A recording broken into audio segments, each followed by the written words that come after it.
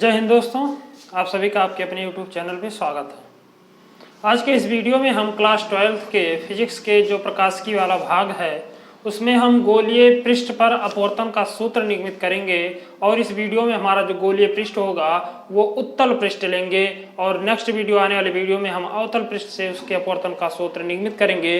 तो आप वीडियो को पूरा जरूर देखिए और एक एक पॉइंट पर विशेष ध्यान दीजिए, क्योंकि ये जो सूत्र है ये आगामी परीक्षा बोर्ड परीक्षा के दृष्टिकोण से बहुत ही महत्वपूर्ण है। और ये जो आप काफ़ी बार एक क्वेश्चन पूछा भी जा चुका है कि गोलीय पृष्ठ से उत्तल लेंस के लिए अपवर्तन का सूत्र निर्मित कीजिए या सिद्ध कीजिए, या अवतल पृष्ठ के लिए अपवर्तन का सूत्र आप निर्मित कीजिए।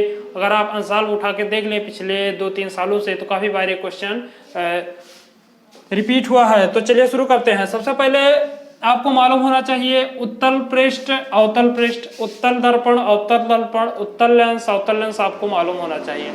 उत्तल पृष्ठ क्या होता है, मतलब उसमें क्या हो, ऐसा पृष्ठ जो क्या हो एक तरफ उभरा हुआ हो। जैसे कि मैं यहाँ पे आपको चित्र के माध्यम से बता रहा हूँ, एक ऐसा पृष्ठ लेंगे जो कि आपका एक तरफ क्या होगा, उभरा हुआ होगा इस प्रकार से। अगर ये अंदर की तरफ से दबा होता तो वो आपका अवतल पृष्ठ कहलाता है। अब आपको बताना है कि जब कोई प्रकाश की किरण किसी उत्तल पृष्ठ पर क्या होती है, आपतित होती है, तो उसके लिए अपवर्तन का जो सूत्र है वो क्या होता है। मान लीजिए आपने एक पृष्ठ लिया जिसका अपवर्तनांक, इधर अगर आप देखेंगे तो ये आपका पृष्ठ है, इसको मान लेते हैं सघन पृष्ठ, क्योंकि ये मान लीजिए कांच का है, ये क्या है आपका सघन पृष्ठ। सघन पृष्ठ इधर क्या है, हवा है। हवा क्या होती है आपकी, विरल होती है, तो विरल माध्यम ये हो गया। ये जो आपका उत्तल पृष्ठ है ये पृष्ठ ना लिखिए, क्या लिखिए, सघन माध्यम। मान लीजिए हवा का अपवर्तनांक n1 है और इस पृष्ठ का अपवर्तनांक n2 है। ये चीजें आपको जो स्टेटमेंट लिखा जाता है उसमें आप लिख सकते हैं कि माना एक उत्तल पृष्ठ जो कि जिसका अपवर्तनांक क्या है n2 है, और दूसरा माध्यम जिसको हम विरल माध्यम कहते हैं मान लेते हैं हवा है जिसका अपवर्तनांक n1 है। अब इसका इस पृष्ठ का आपको मालूम होना चाहिए मुख्य अक्ष। तो क्या करते हैं, इसका हम मुख्य अक्ष खींच लेते हैं। इस प्रकार से आप क्या कीजिएगा, मुख्य अक्ष खींच लीजिएगा। इसका कोई नाम दे देंगे एक्स डैश। इस प्रकार से हमने एक नाम दे दिया, एक मुख्य अक्ष यक्स और यक्स डैश। अब मान लीजिए यहां पर कोई वस्तु स्थित है किसी बिंदु P पर। किसी बिंदु P पर क्या है, एक वस्तु स्थित है जिससे दो प्रकाश की किरणें चलती हैं। एक किरण क्या होता है, इस पृष्ठ के बीचों बीच से होकर सीधे निकल जाता है इस पृष्ठ के। ये गोलीय पृष्ठ है, गोलीय पृष्ठ का मतलब क्या होता है, वो किसी गोले का भाग होगा। यानी अब आपको यहाँ से जो क्या होगी, प्रकाश की किरणें चलेंगी, जब इस पृष्ठ में प्रवेश करेंगी, दूसरे माध्यम में प्रवेश करेंगी तो उसका क्या होगा, अपवर्तन होगा। ये आप लोग पढ़ चुके हैं। तो यहाँ से एक पृष्ठ, एक किरण मान लीजिए इस प्रकार से P से चली और किसी इस गोलीय पृष्ठ के एक बिंदु यहाँ पर, इसको नाम दे दीजिए यम। बिंदु यम पर क्या हुई, आपतित हुई। अब इस बिंदु को क्या कहते हैं, हम आपतन बिंदु कहते हैं। जिस भी बिंदु पर कोई किरण आपतित होती है वह उस किरण का आपतन बिंदु कहलाता है। यानी जो PM किरण है इसका आपतन बिंदु आपका यम हो गया। अब देखिए यहाँ से जब ये इधर का माध्यम विरल है, इधर का माध्यम सघन है, तो जब प्रकाश की किरण विरल माध्यम से सघन माध्यम में प्रवेश करती है तो प्रकाश का अपवर्तन होता है और प्रकाश की किरण अभिलंब की तरफ झुक जाती है। किसकी तरफ, अभिलंब की तरफ। ध्यान से इसको सुनिएगा। जब प्रकाश की किरण विरल से सघन में प्रवेश करती है तो उसका अपवर्तन होता है और वह अभिलंब की तरफ झुक जाती है।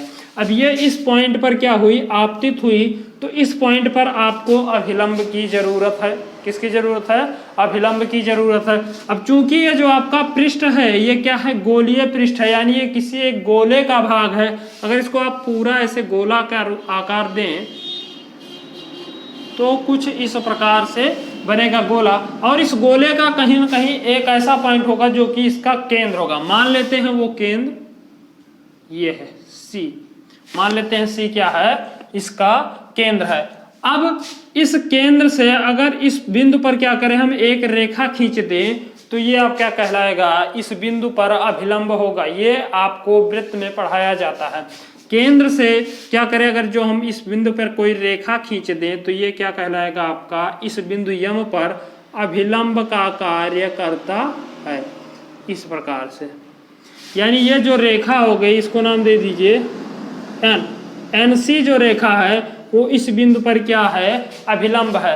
अब देखिए जब माध्यम चेंज हुआ तो प्रकाश की किरण का अपवर्तन होगा। अगर ये माध्यम ना बदलता तो ये प्रकाश की किरण ऐसे सीधे निकल जाती। क्या होता, यदि माध्यम चेंज ना होता तो प्रकाश की किरण सीधे निकल जाती। लेकिन माध्यम चेंज हो रहा, प्रकाश की किरण विरल से सघन माध्यम में जा रही है तो इसका अपवर्तन निश्चित ही होगा। और अपवर्तन किस दिशा में होगा, ये अभिलंब की तरफ झुक जाएगी। यानी जाना ऐसे चाहिए था लेकिन ये क्या होगी, इस तरफ ऐसे घूम जाएगी और घूम के फिर क्या होगी, आगे निकलेगी।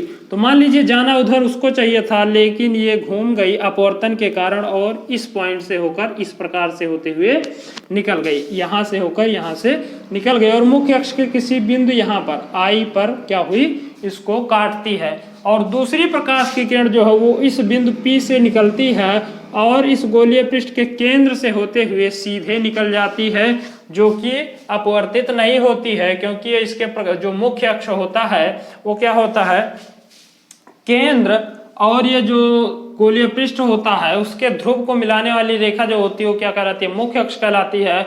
और वहां से जो प्रकाश की किरण जाती है उसका अपवर्तन नहीं होता और वो सीधे बिना अपवर्तित हुए सीधे निकल जाती है। अब ये दोनों किरणें इस बिंदु आई पर मिल रही है तो यहाँ पर क्या होगा, वस्तु का प्रतिबिंब बन जाएगा आई पर। आई होप आपको किरण आरेख अच्छे से समझ में आया होगा। अब इसमें कुछ हमें कोण भी बनता है, आपको मालूम होना चाहिए। जैसे जो आपका आपतित किरण होता है और अभिलंब होता है, इसके बीच बने कोण को हम कहते हैं आपतन कोण। ये आप लोग बहुत ही पहले अपवर्तन में पढ़ चुके हैं। अपवर्तन का मैंने वीडियो अपलोड कर दिया, उस पर आप जाकर देख सकते हैं। ये वाला कोण अगर पूछा जाए क्या है तो ये आपका है आपतन कोण, इसको हम स्मॉल आई से डिनोट करते हैं। और दूसरा कोण क्या बनेगा, ये वाला कोण अभिलंब और अपवर्तन कोण। ये किरण आपका क्या है, अपवर्तित किरण। ये क्या है, अपवर्तित किरण। और ये किरण क्या है, ये किरण है आपकी आपतित किरण। ये क्या है, आपतित किरण। ये क्या है, अपवर्तित किरण। ये क्या है, वस्तु का प्रतिबिंब है। अब यहाँ पर देखिए ये आपका अभिलंब है CN, ये जो डॉटेड लाइन से दर्शाया गया ये क्या है, अभिलंब है। तो अभिलंब और अपवर्तित किरण के बीच के बने कोण को हम अपवर्तन कोण कहते हैं और इसे स्मॉल r से डिनोट किया जाता है। तो आई होप आपको इतना समझ में किरण आरेख आया होगा। स्टेटमेंट लिखना हो तो आप लिखेंगे एक गोलीय पृष्ठ जो कि उत्तल गोलीय पृष्ठ हमने लिया जिसका अपवर्तनांक N2 है, बाहर वायु स्थित है जो कि विरल माध्यम और जिसका अपवर्तनांक N1 है। और जब कोई वस्तु किसी इस गोलीय पृष्ठ के मुख्य अक्ष किसी बिंदु P से कोई किसी वस्तु की प्रकाश किरण इस गोलीय पृष्ठ पर आपतित होती है तो उसके उस पृष्ठ के द्वारा क्या होता है, अपवर्तन होता है, जिसका प्रतिबिंब बिंदु I पर बनता है। और ये जो I है ये क्या है, आपका आपतन कोण है, और ये जो R है ये क्या है, आपका अपवर्तन कोण है। अब इससे संबंधित आपने एक नियम पढ़ा है, अपवर्तन का नियम। अपवर्तन के दो नियम हैं। एक नियम है आपका आपतित किरण, अपवर्तित किरण और आपतन बिंदु पर खींचा गया अभिलंब तीनों एक ही तल में होते हैं। और दूसरा नियम क्या है, आपतित किरण के आपतन कोण के लिए आपतित किरण के लिए आपतन कोण की ज्या और अपवर्तित किरण के लिए अपवर्तन कोण की ज्या का अनुपात एक नियतांक होता है जिसे हम स्नेल का नियम कहते हैं। तो अगर आप इसमें स्नेल का नियम लगा दें यहां से तो स्नेल के नियम के अनुसार, स्नेल के नियमानुसार, स्नेल का नियम कहता है साइन I बटे sine R equal to N/1।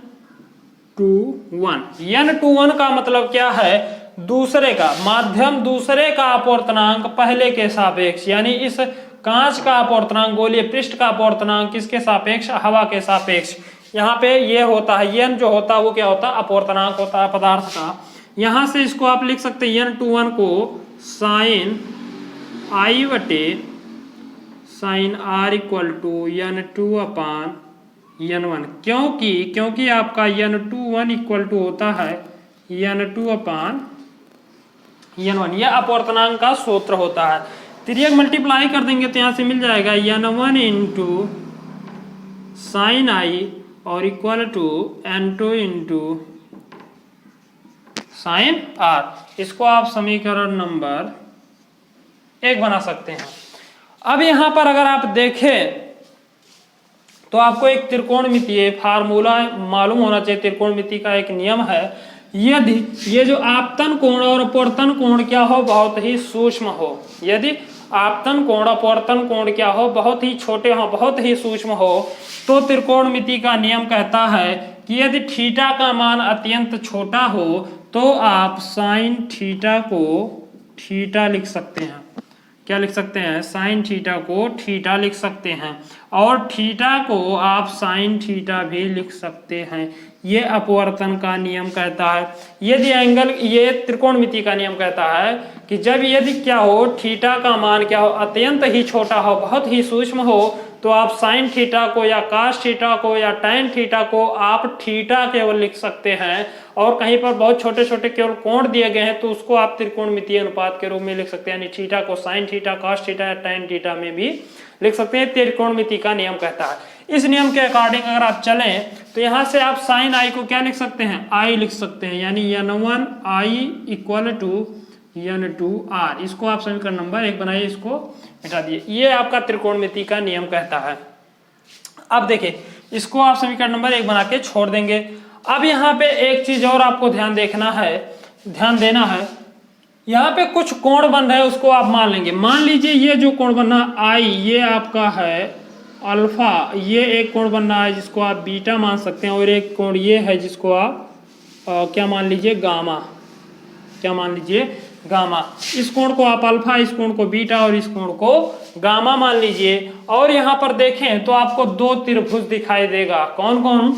एक आपका एम सी आई और दूसरा त्रिभुज है आपका एम पी सी। एक त्रिभुज ये वाला है और एक त्रिभुज ये वाला है। अगर इन दोनों त्रिभुजों में देखें, पहले हम देखते हैं त्रिभुज एम सी आई में, समझते चलिए। त्रिभुज एम सी आई, इसमें देखिए तो इसमें जो ये अल्फा और आर है, इसका मान बीटा के बराबर होगा। क्यों होगा? क्योंकि ये आप लोगों ने कक्षा 9 में पढ़ा होगा, किसी त्रिभुज के 2 अंतः कोणों का योग, किसी त्रिभुज के 2 अंतः कोणों का योग उसके बाह्य कोण के बराबर होता है। यानी अंतः कोण ये वाले x + y = z, ये आपका त्रिभुज का नियम कहता है। तो अगर आप इस वाले त्रिभुज को देखें एम सी आई में, तो यहाँ पर आपको इसी प्रकार का त्रिभुज बनना, और यहाँ पे आर और ये अल्फा आपने मान लिया है, तो इन दोनों का योग बीटा के बराबर होगा। तो यहाँ से आप लिख सकते हैं r plus alpha equal to beta. तो यहाँ से आर का मान हो जाएगा बीटा माइनस अल्फा। इसको समीकरण नंबर 2 बना दीजिए। आई होप आपको समझ में आया होगा। अब अगर आप देखें दूसरे त्रिभुज, कौन सा त्रिभुज? एम पी सी में, त्रिभुज एम पी सी में, तो यहाँ से आपको मिलेगा एम पी सी में अगर आप देखें तो बीटा प्लस गामा, इन दोनों को देखें तो इसका जो मान होगा वो बराबर होगा आई के। किसके? अगर आप इस वाले त्रिभुज को देखें, ये वाला त्रिभुज पूरा बड़ा वाला ये, तो इसमें ये गामा और बीटा क्या है? दोनों आंतरिक कोण हैं, और ये जो आई है वो इस त्रिभुज का क्या है? बाह्य कोण है। तो यहाँ से आपको मिल जाएगा gamma plus beta equal to I, या इसको आप लिख सकते हैं I equal to gamma plus beta. इसको समीकरण नंबर 2 बना दीजिए। अब समीकरण 3, ये क्या है? समीकरण नंबर 3। समीकरण 2 और 3 का मान क्या कीजिए? समीकरण 1 में रख दीजिए। तो यहाँ आप लिखेंगे समीकरण 2 और 3 से, समीकरण 2 और 3 से देखेंगे तो n1 इंटू आई का मान है आपका गामा प्लस बीटा बराबर n2 इंटू आर का मान क्या है भैया, आर का मान तो ये है आपका बीटा माइनस अल्फा। अंदर गुणा करा देंगे तो यहाँ से मिल जाएगा n1 gamma plus n1 beta equal to n2 beta minus n2 alpha. I hope आपको समझ में आया होगा। अब अगर आप देखिए तो इसी नियम को, त्रिकोणमितीय अनुपात के इस नियम को अगर आप देखें तो इसमें मैंने आपको बताया कि साइन थीटा को थीटा लिख सकते हैं यदि क्या हो, कोण बहुत ही थीटा का मान अत्यंत छोटा हो तो आप साइन थीटा को थीटा लिख सकते हैं। और थीटा को इसका उल्टा भी हो सकता है, थीटा को आप साइन थीटा, कॉस थीटा और टेन थीटा भी लिख सकते हैं। तो यदि क्या हो, आप लिखेंगे यदि अल्फा बीटा और गामा अत्यंत छोटे हों, अत्यंत छोटे हों तो क्या होगा, आप यहां से लिख सकते हैं, ध्यान दीजिएगा, आप अल्फा को tan अल्फा लिख सकते हैं, alpha equal to tan alpha, beta equal to tan beta और gamma equal to tan gamma आप लिख सकते हैं। यदि जो ये अल्फा बीटा और गामा है क्या है, अत्यंत ही छोटे हैं तो आप इसको अल्फा को tan अल्फा, बीटा को tan बीटा और गामा को tan गामा लिख सकते हैं। और एक चीज अगर इसमें आप ध्यान दें तो यदि आपके ये बिंदु आपका क्या कहलाता है, ध्रुव कहलाता है, और ध्रुव से जब कोई प्रकाश की किरण जाती है तो उसका अपवर्तन होता सीधे निकल जाता है।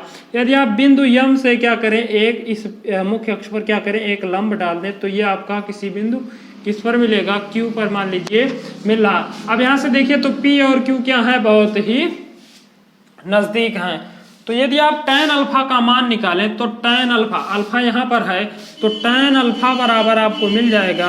अब देखिए इसी सब अल्फा बीटा और गामा के मान को क्या करना है आपको, समीकरण इसमें ये मान लीजिए समीकरण आपका 4 है, समीकरण 4 में इन मानों को रखेंगे तो यहाँ से आपको मिल जाएगा n1 गामा के स्थान पे है आपका tan gamma plus n2 tan beta equal to plus क्या है n1 है, plus n1 beta equal to n2 beta minus n2 alpha. tan alpha, tan beta और tan, यहाँ पे आप लिखेंगे tan बीटा और यहाँ पे लिखेंगे आप tan अल्फा, सभी के स्थान पे मान रखेंगे तो यहाँ से आपको मिल जाएगा n1 tan गामा का मान अगर आप देखें तो tan गामा, गामा यानी ये है तो थीटा के सामने की भुजा आपकी लंब होती है और tan थीटा बराबर होता है आपका लंब बटे आधार। तो इसको आप लिख सकते हैं यमन बटे पी क्यू, क्या लिख सकते हैं, यमन बटे पी क्यू।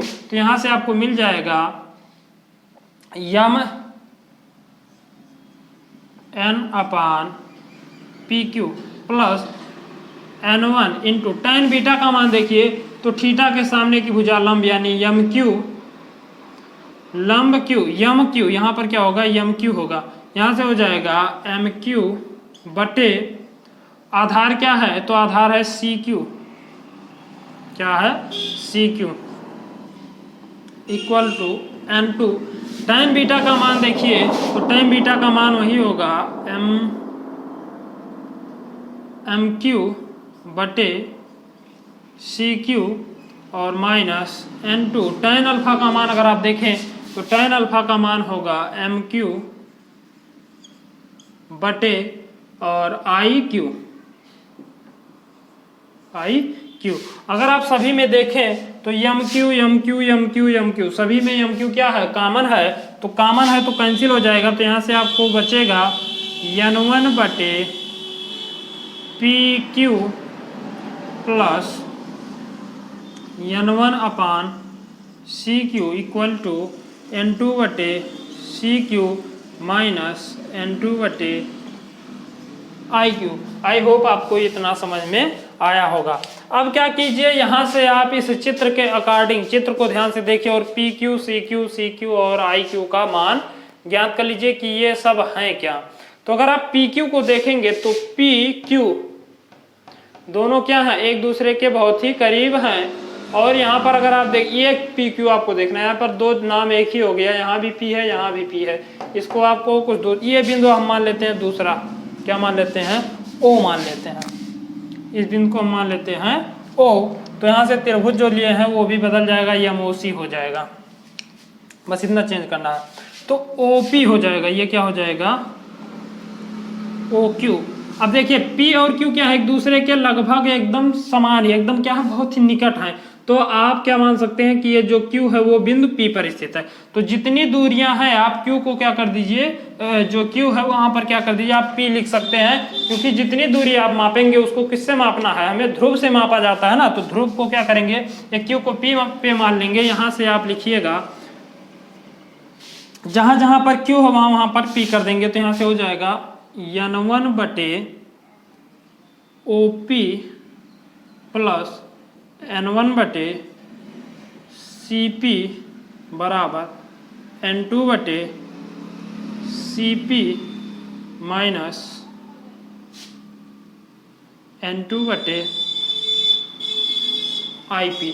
अब OP क्या है, तो O से P की दूरी को हम U से डिनोट करते हैं, क्योंकि आपका वस्तु है और वस्तु की दूरी को U से डिनोट किया जाता है। और ये इस दर्पण के बाईं तरफ है, ध्रुव के बाईं तरफ है, तो इसका मान किस में रखेंगे, माइनस में रखेंगे। तो यहाँ से हो जाएगा N1 बटे माइनस U, फिर देखिए यहाँ पर प्लस है N1 बटे CP। C और P के बीच की दूरी को क्या कहते हैं, वक्रता त्रिज्या कहते हैं, यानी R कहते हैं। तो ये देखिए ये दाईं तरफ है तो प्लस में रखा जाएगा, यानी R बराबर N2 बटे CP क्या है आपका R है, दाईं तरफ तो प्लस में, माइनस N2 बटे IP। I से P की दूरी को हम प्रतिबिंब की दूरी, क्योंकि आपका प्रतिबिंब है ना, तो प्रतिबिंब की दूरी को हम V से डिनोट करते हैं, दाईं तरफ है इसीलिए क्या होगा, ये प्लस में होगा तो V हो जाएगा। अब यहाँ से अगर आप देखें तो इसको R वाले को एक तरफ, इसको एक तरफ कर लीजिए। तो यहाँ से आपको मिल जाएगा N2 बटे V माइनस N1 बटे U इक्वल टू N2 बटे R माइनस N1 बटे R। यहाँ से देखेंगे तो N2 बटे V माइनस N1 बटे U इक्वल टू, दोनों में R समान है तो आप लिख सकते हैं N2 माइनस N1 बटे R। ये हो गया आपका अपवर्तन का सूत्र, और यही हमें प्रूव करना था। आई होप आपको अच्छे से समझ में आया होगा। यदि आपको कोई भी समस्या हो, कोई भी दिक्कत हो, तो आप वीडियो को रिपीट कीजिए, और इस स्क्रीनशॉट लेना चाहते हैं तो स्क्रीनशॉट ले लीजिए। ये बहुत ही महत्वपूर्ण है परीक्षा के दृष्टिकोण से। यदि आपको अच्छा लगा हो वीडियो तो लाइक कीजिए, चैनल को सब्सक्राइब कीजिए। मिलते हैं अगले वीडियो में अगले टाइप पर, जो कि आपका उत्तल पृष्ठ होगा।